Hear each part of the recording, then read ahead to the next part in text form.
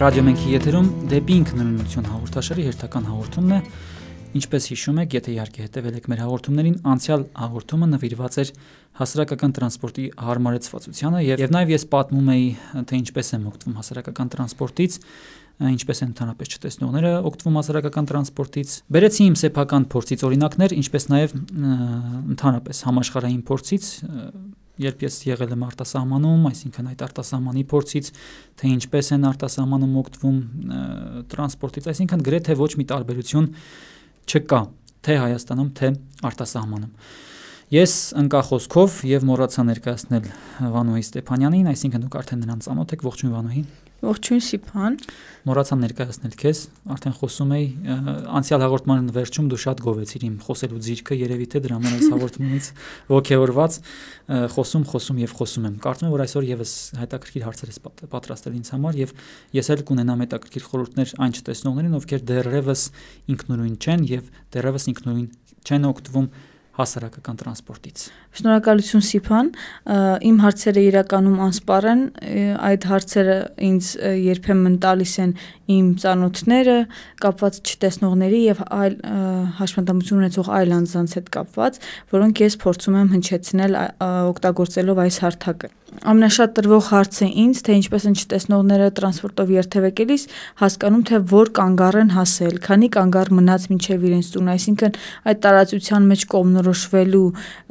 հետ կապված հարցերը հիմնականում շատ են արծարծվում մարդկանց կողմից եւ հիմնականում շատերը շատ սխալ մեկնաբանություններ են տալիս այդ հարցի հետ կապված, քանի որ մենք արդեն խոսել ենք նախորդ հաղորդման ընթացքում, թե ինչպես ես դու բարձրանում երթուղային տրանսպորտ, ինչպես ես օգտվում, ինչ մեթոդներով եւ այլն, կուզենայի մի փոքր այս հարցին անդրադառնայինք, քանի որ սա շատ հուզող հարց է։ Մարդկանց ինչպես ես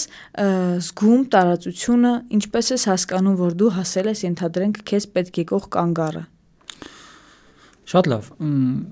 Ճիշտն ասած, մի փոքր ինձ համար տարօրինակ չէ այս հարցը, որովհետև ինչպես որ տեսնողներն են տեսնելով կողմնորոշվում, այնպես էլ ես եմ կողմնորոշվում իմ մնացած բոլոր զգայարաններով եւ մանավանդ պատկերացմամբ։ Այստեղ շատ կարևոր է չտեսնողի պատկերացումը, որքանով է նա պատկերացնում քաղաքը, որքանով է նա պատկերացնում այն թաղամասը, որ ապրում է, որքանով է նա պատկերացնում այն կանգառը, որտեղից այն կանգառի դիրքը, որտեղից նա նստել է հետևյալ տրանսպորտը, որքանով է պատկերացնում, թե այդ տրանսպորտը որ փողոցներով պետք է անցնի եւ բնականաբար որքանով է պատկերացնում այդ փողոցների դիրքը, որ փողոցին է միանում, որ փողոցից հետո որ փողոցն է, որ փողոցը որ փողոցին է հատում, այսինքն չտեսնողը իր ուղեղի մեջ պետք է ունենա այն բնակավայրի քարտեզը, որտեղ ապրում է ինքը։ Եվ այդ պարագայում արդեն նրա համար շատ հեշտ կլինի տրանսպորտով երթևեկելիս կողմնորոշվելը։ Քանի որ ես պատկերացնենք նստել եմ Կոմիտասից տրանսպորտ եւ արդեն գիտեմ, թե Կոմիտասի պողոտային քանի խաչմերուկ է հատվում, քանի կանգառ կա, միջև օրինակ Կասյան փողոցը, քանի կանգառ կա Բաղրամյանի վրա, Բաղրամյան փողոցին քանի փողոց է հատում, եթե ես պետք է հասնեմ Խանջան, ես օրինակի համար Խանջան, ես ասում եմ այդ երթուղին, որովհետև ես ամեն օր գրեթե օգտվում եմ այդ երթուղուց։ Իմ օգտված երթուղուց եմ բերում օրինակը, որպեսզի կարողանամ ճիշտ բացատրել։ Արդեն գիտեմ, որ Բաղրամյանից հետո, օպերայից հետո պետք է տրանսպորտը հիմնականում Խանջան գնալու համար հիմնականում մտնում է Սայաթ Նովա, Կոմիտասից գնացող տրանսպորտը։ Սայաթ Նովայից գիտեմ, որ պետք է թեքվի աջ, որպեսզի մտնի Խանջան։ Եվ արդեն պատկերացնում եմ, թե Խանջանի վրա քանի կանգառ կա, որտեղ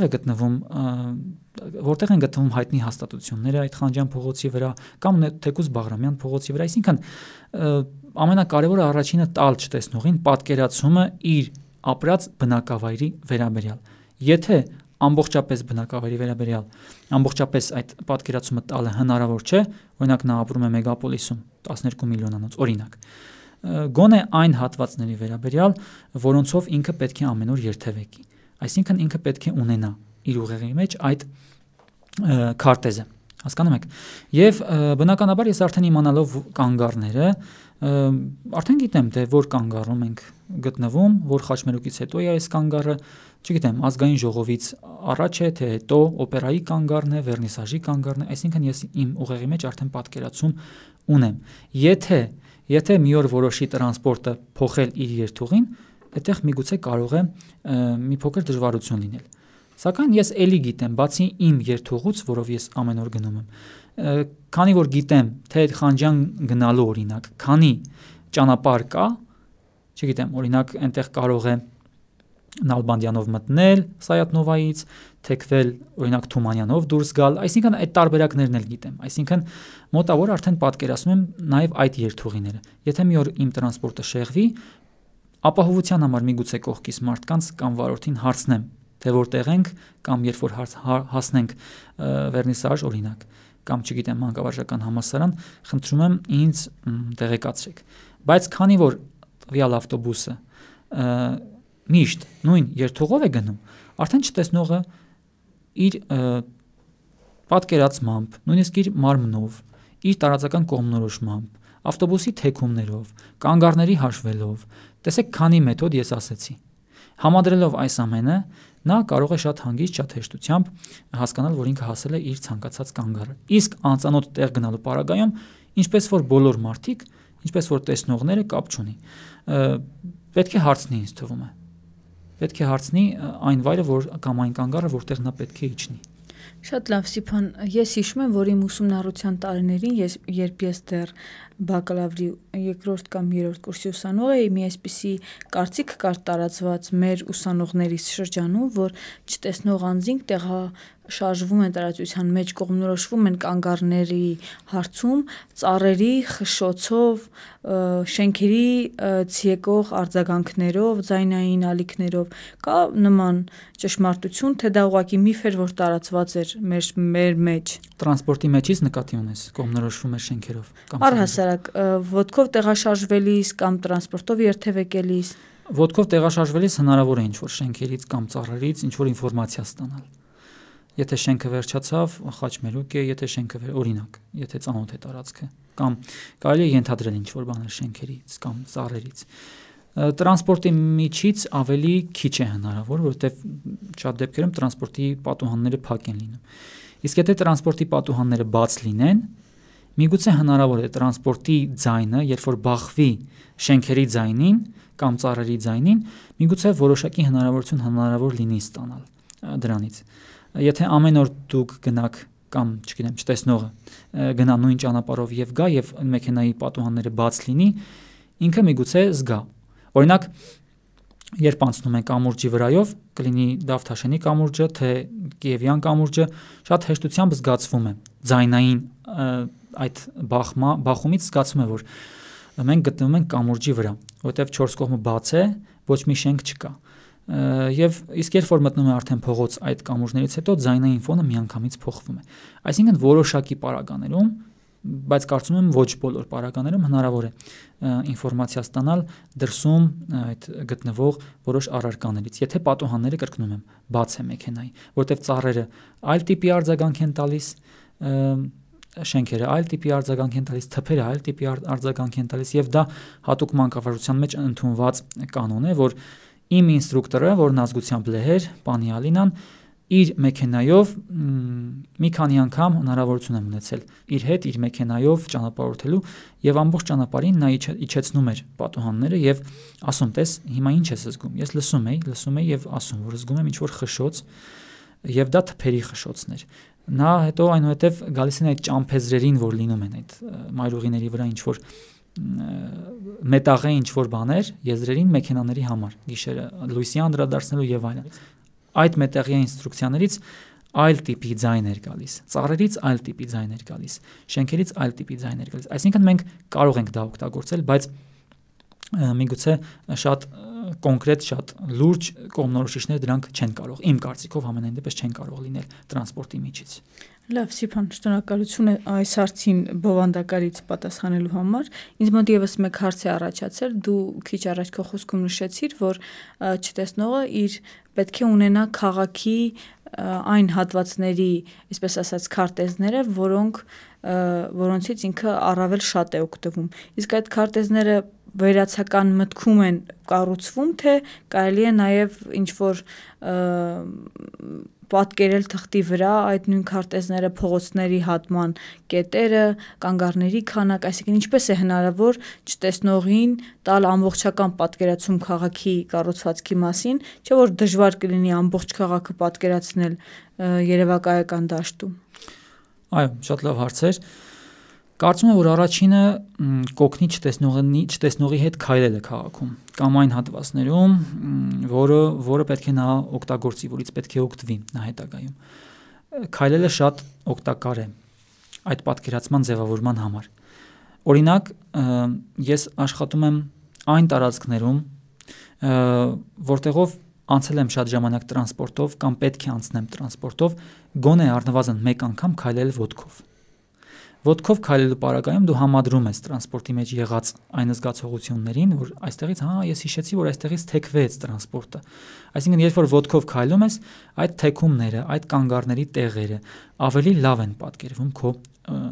երևակայության, քո պատկերացման մեջ։ Հասկանում եք։ Դու արդեն կարողանում ես համադրել տրանսպորտով քո անցած ճանապարհը ոտքով անցած ճանապարհի հետ, եւ իմ պարագայում դա մեծ արդյունքներ է տալիս։ Իսկ ինչ վերաբերում է այդ վերացական քարտեզները նյութականացնելուն, այդ մեթոդը եւս կա։ Այսինքն ինստրուկտորները կամ հատուկ մանկավարժները օգնում են չտեսնողին գծելով շոշափական քարտեզներ։ Շոշափական քարտեզների գծելը շատ հեշտ է։ Միգուցե Վանուի հետագայում սրա մասին եւս մի հաղորդում ունենանք։ Սիրով։ Այդ շոշափական քարտեզները գծելով կարողանում են պատկերել այն հատվածը կամ այն ճանապարհը, որը պետք է չտեսնողը անցնի։ Ուղղակի չտեսնողի համար մատչելի տարբերակով, մատչելի ձևով։ Սրա մասին միգուցե հետագայում խոսենք։ Շատ լավ Սիփան, ի հավելում քո ասացի կուզեմ լրացնել, որ մանկավարության մեջ կա մի շատ հետաքրքիր տեսակետ, հատկապես հատուկ մանկավարության մեջ, որ ձեռքը սովորեցնում է գլխին կամ աչքին։ Այո։ Այսինքն առավել պատկերավոր կլինի, առավել կտպվի այդ ինֆորմացիան չտեսնողի եւ առհասարակ երեխայի ու մարդու գիտակցական ոլորտում, եթե դա փոխանցվի ձեռքի շոշափելու միջոցով։ Իսկ կապ ունի, որ անձը տեսնող է, թե չտեսնող է, թե դա ընդհանրապես Կարծում եմ, որ կապ չունի, իհարկե սա ոչ մի ստույգ ինֆորմացիա չէ որևէ գրքային տարբերակից վերցրած, ես կարծում եմ, որ կարևորություն չունի, որովհետև հատկապես չտեսնողների պարագայում տակտիլ շոշափողական զգայությունները առավել լավ են զարգացած, հետևաբար մեկ անգամ ձեռքով հետևելով այդ քարտեզի վրա պատկերված ինֆորմացիային եւ տեսնելով թե որ փողոցը որի հետ հատվեց, այս ինֆորմացիան կարծում եմ երբեք չտեսնող անձը չի մոռանա։ Ու այդ ձեռքը սովորեցնում է աչքին կամ գլխին, սա շատ կարծում եմ այս պարագայում տեղին ասված խոսք էր։ Այո։ Շատ լավ Սիփան, անդրադառնանք մի շատ կարևոր հարցի, կարծում եմ, որի մասին մենք մի փոքր կարելի ասել նախաբանի տեսքով խոսեցինք նախորդ հաղորդման շրջանակներում, դա վերաբերվում էր այն պարագաներին, երբ կարիք է լինում տեսնող մարդու աջակցության։ Այնց հետաքրքիր է, ամեն օր տեղաշարժվելով, ինքնուրույն տեղաշարժվելով տրանսպորտով, գնալով այստեղ, այնտեղ եւ այլն, որ դեպքերում, որ պարագաներում է, որ այնուամենայնիվ չհաշված այն բոլոր ունակությունները, հմտություններն ու կարողությունները, որը դու ունես կողմնորոշման հարցում, այնուամենայնիվ պետք են լինում տեսնող մարդու աջակցություն, խորհուրդ կամ գուցե ուղղություն։ Շատ լավ։ Անցյալ հաղորդման ժամանակ, ինչպես նշեցիր, մենք խոսեցինք մի փոքր դրա մասին։ Արդեն պատմել եմ, որ ավտոբուսի համարը հարցնելու ժամանակ է պետք գալիս որևէ մարդու օգնությունը, այսինքն ես հարցնում եմ, որ համարն է։ Եթե զգում եմ, որ ավտոբուսը արդեն երկար է մնացել կանգառում եւ շարժվելու ժամանակն է կամ մինչդեռ ես հարցնում եի, թե սա որ համարն է, մարդիկ նայում էին, կողմնորոշվում էին ու ասում էին, երբ որ զգում եմ, որ արդեն ավտոբուսը շարժվում է,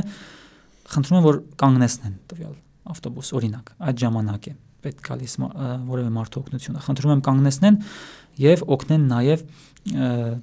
մոտենալ ավտոբուսի դռանը, որովհետեւ ավտոբուսն արդեն շտապում է իմ կարծիքով, պետք է շարժվի, որպեսզի բաց չթողեմ այդ ավտոբուսը, այդ ժամանակ եմ դիմում մարդկանց օգնությանը։ Նաեւ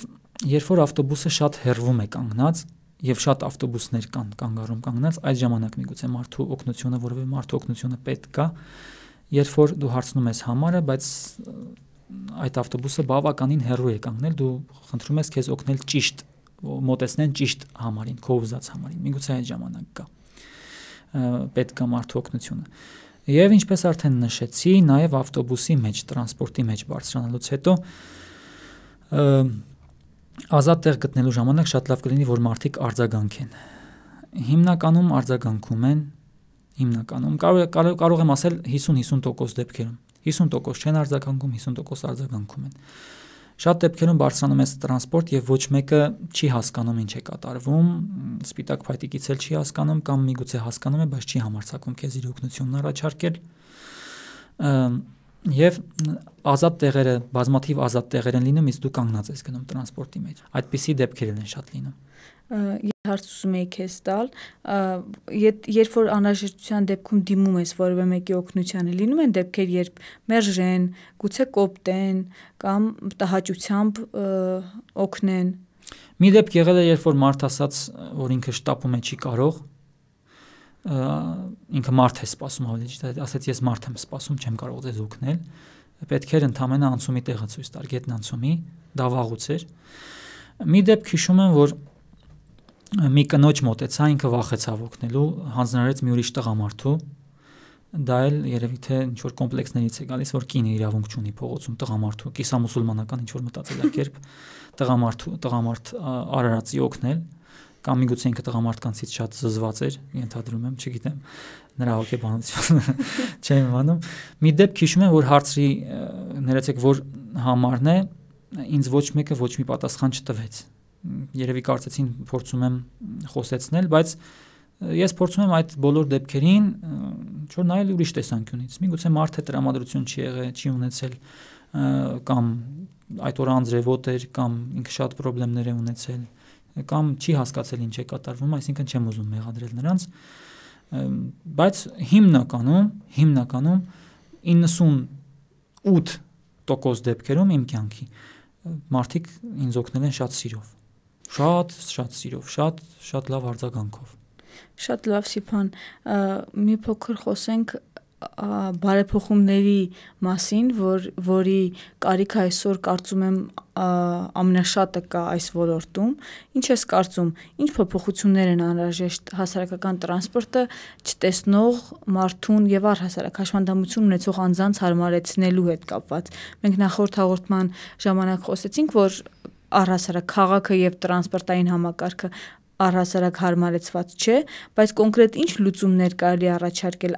ինչ կոնկրետ քայլեր կան, որ եթե սա արվի, առավել հարմարավետ կլինի, եթե լինի այսինչ հանգամանքը շատ ավելի մատչելի կդառնա երթևեկությունը, ինչ կոնկրետ քայլեր կառաջարկեք։ Շատ լավ, չգիտեմ թե իմ այս առաջարկից ինչ դուրս կգա կամ ով ինչ կքաղի,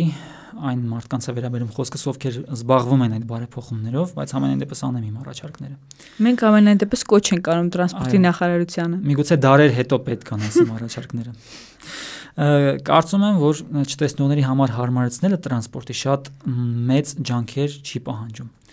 Ընդամենը պետք է ձայնագրել այդ կանգառները քաղաքի, այդ երթուղու կանգառները, որով շարժվում է տվյալ համարը, եւ խնդրել վարորդին ընդամենը մեկ կոճակ ավել սեղմել։ Եթե նա տրամադրություն չունի մեկ կոճակ ավել սեղմելու, թող այնպես անեն, որ դա միանա դռները բացելու կոճակի հետ մեկտեղ։ Ես նույնիսկ այսպիսի առաջարկ ունեմ։ Եթե տրամադրություն չունի կամ ավելորդ էներգիա է պահանջում դա վարորդներից։ Ընդամենը պետք է ձայնագրել, ես անվճար կձայնագրեմ բոլոր այդ կանգառների անվանումները, կտրամադրեմ քաղաքապետարանին, որտեվ կարծում եմ դա այնքան հեշտ է, մեկ անգամ պետք է ձայնագրվի ու վերջ։ Ուղղակի քաղաքապետարանում կամ տվյալ, չգիտեմ, ով որ զբաղվում է այդ հարցով, այդ վարչություն, ասեմ, այդ հիմնարկում, երևի թե կարծում են, թե եւս մեկը պետք է նստի վարորդի մոտ եւ անընդհատ միկրոֆոնով հայտարարի, խոսափողով հայտարարի։ Ոչ, ընդամենը մեկ անգամ ձայնագրվում են այդ կանգառները եւ փառք Աստծո նոր բերված այս ավտոբուսներում խոսափողեր էլ կան եւ ամեն ինչ էլ կա։ Ընդամենը պետք է տեղադրել։ եւ պետք է մեկ կոճակ սեղմել։ Չէ՞ որ մենք դրա փորձը արդեն ունենք մետրոյում արդեն բավական երկար ժամանակ, մոտ 35 տարի է, Հայաստանի մետրոպոլիտենը արդեն 35 տարեկան է, իդեպ եւ 35 տարի է այդ մեթոդը օգտագործվում, միթե այդքան դժվար է այս նույն մեթոդը ներդնել նաեւ հասարակական մնացած տրանսպորտների պարագայում։ Դժվար չէ, մանավանդ որ եթե չեմ սխալվում, խորհրդային տարիներին եղել է ժամանակ, որ հասարակական տրանսպորտում ասվել է բարձրաձայն կանգառները։ Իսկ հիմա դա, չգիտես ինչի, ավելի հետ է գնացել։ Ու չտեսնողի համար երևի թե հաջորդ հարմարեցումը այն կլինի, որ բացված դռները ձայներ հանեն։ Որոշակի, ասենք, ձայնային ազդանշան լինի, որ չտեսնողը կարողանա իմանալ, որ այդ ձայնային ազդանշանը գալիս է բացված դռնից։ Կարելի է նաև այդպիսի հարմարեցում։ Բայց եթե ես չեմ սխալվում, փոքրիկ միկրոավտոբուսներ կան, որոնց դուռը բացվելիս եւ փակվելիս ձայն է արձակում։ Դա ներսից զգուշացում է, որ դուռը բացվում եւ փակվում է։ Այո, ներսում գտնվող չտեսնողի համար դա կարող է հուշում լինել դռների ձայնի, բայց դրսում գտնվող չտեսնողի համար, ես դրսում գտնվող չտեսնողի մասին եմ խոսում, դրսում գտնվելիս այդ ձայնը լսվի, որտեվ Եվրոպայում կա նմանատիպ մեթոդ։ Եվ հաջորդը, որ օգտագործվում է ելի եվրոպական զարգացած երկրներում, այդ GPS համակարգերն են, որոնք ներդրվում են արդեն ամբողջ համաշխարհային մակարդակով, այսինքն ավտոբուսում է տեղադրված այդ GPS համակարգը եւ GPS համակարգ կա նաեւ չտեսնողի ձեռքում։ Պատկերացրեք, դա որոշակի հավելված է, օրինակ հավելվածի տեսքով, հեռախոսի հավելվածի տեսքով, որ մտնում ես այդ հավելվածում, ընտրում ես քո նախընտրած ավտոբուսի համարը եւ այդ քո GPS-ով կապ ես հաստատում այդ ավտոբուսի GPS-ի հետ եւ բնականաբար տեղեկություն ես ստանում, թե քանի կիլոմետր հեռավորության վրա է գտնվում, քանի կանգառ հեռավորության վրա է գտնվում եւ գոնե մոտավոր քանի րոպե հետո նա կհայտնվի քո կանգնած կանգառում։ Այդպիսի հարմարեցման մասին է խոսքը, որի համար չգիտեմ ճիշտ ասած ինչ ջանքեր են այսօր գնում, թափվում, որտեղ գիտենք, որ տեղադրվեցին կանգառներում այդ ավտոբուսի համարների, այդ ավտոբուսի երթևեկության այդ սարքերը, այդ վահանակները, որ գրվում է, թե որ ավտոբուսը որ ժամին է գալու եւ դա նույնպես չօգտեց, նույնպես չկիրառվեց եւ այո, մեր տրանսպորտային համակարգում չկիրառվեց, ուր մնաց թե ես իմ ասած հարմարեցումների մասին մտածել։ Այսինքն մենք պիտի տարական ինչ որ բաներ կարողանանք հարմարեցնել, նոր մտածենք չտեսնողների մասին։ Եվ մի բան էլ ավելացնեմ, որ չտեսնողների համար նախընտրելի են միշտ տրամվայները, տրոլեյբուսները, մետրոները, որոնք ունեն հստակ գիծ, հստակ ընթացք, որոնք երբեք չեն փոխի իրենց հստակ ընթացքը։ Համենայն դեպս ես այդպիսի կարծիք լսել եմ։ Այսինքն նկատի ունես, որ մետրոն միշտ նույն կայարանում է կանգնում։ Այո, մետրոն միշտ նույն կայարանում, նույն գծով է գնում, տրոլեյբուսը նույն գծով է գնում, չի կարող փոխել իր գիծը, տրամվայը մանավանդ, եթե տրամվայներ լինեին։ Եվ ամենակարևորը, որ գիտես, որ հստակ ժամացույցակով են աշխատում եւ այդ ժամին մետրոն անպայման լինելու է կանգառում, մետրոյի գնացքը։ Այո, մինչեւ հիմա մեր տրոլեյբուսներն ու մետրոն է միայն ճշգրիտ ժամի փորձում աշխատել։ Մնացյալ ավտոբուսների մասին ընդհանրապես խոսք լինել չի կարող։ Շատ լավ։ Եվ ներողություն հաջորդ հարմարեցումը, որ նաև ենթադրվում է սրանից, որ ժամով աշխատեն, կոնկրետ ժամացույցակով աշխատեն, եթե ավտոբուսները դա շատ կհեշտացնի։ Եվրոպայում 4:2 շարժվում է տվյալ ավտոբուսը, եւ չտեսնող արդեն կարիք չունի հարցնելու ավտոբուսի համարը։ Հասկանում եք, նա գիտե հստակ, որ 4:2 իր ավտոբուսը շարժվում է։ Մյուս հարմարեցումն էլ դա կլինի, աջակցող հարմարեցումը։ Շատ լավ, Սիփան, հուսով եմ, որ համապատասխան պատկան մարմիններից արձագանք կլինի քո այս ցանկությունների 200 դար հետո երևի թեկուզ 200 դար հետո, բայց եթե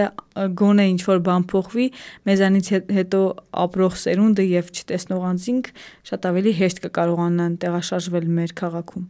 Եվ որպես վերջաբան, Սիփան, քանի որ մեր հաղորդաշարը կայծակնային արագությամբ մոտեցավ իր ավարտին, իր ժամանականակի առումով կխնդրեի որևէ մի դեպք պատմել, չէ՞ որ բոլորիս հետ է լինում է, երբ քաղաքում մոլորվում ենք կամ ինչ որ խուճապի մեջ ենք հայտնվում, չենք կարողանում կողմնորոշվել, որ փողոցում ենք գտնվում։ Եղել է քեզ հետ այդպիսի դեպք, արդյոք դու մոլորվել ես Երևանում կամ որևէ այլ քաղաքում, ինչպես ես ելք գտել, ինչպես ես հասել տուն, ինչ կերպով ես կարողացել դուրս գալ այդ իրավիճակից։ Շատ լավ։ Եղել են, շատ են եղել դեպքեր, երբ ես մոլորվել եմ քաղաքում, նույնիսկ եղել էր դեպք, երբ իմ ընկերներից մեկը ինձ սխալ համարով էր ճանապարհել, 41-ի փոխարեն 46-ով էր ճանապարհել, եթե չեմ սխալվում, թե 45-ով, մի խոսքով ես հասել էի